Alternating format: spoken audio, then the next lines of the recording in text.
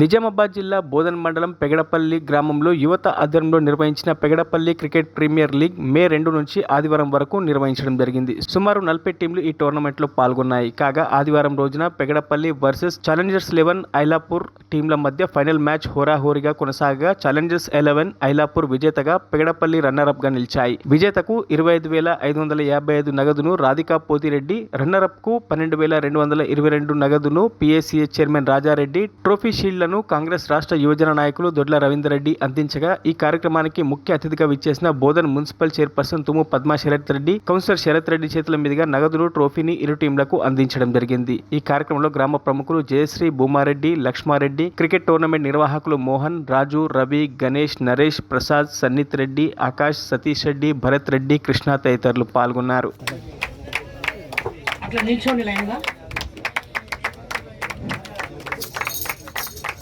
Winner praise గెలిచినటువంటి Challengers 11 Pegadapalli గ్రామం నుండి ప్రత్యేకంగా ధన్యవాదాలు తెలియజేస్తున్నాం. బాబు 1 by 1 వచ్చి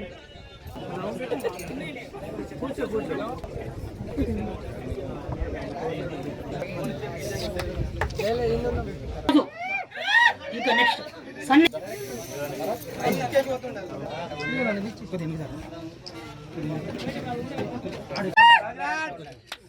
గట్టిగా సపోర్ట్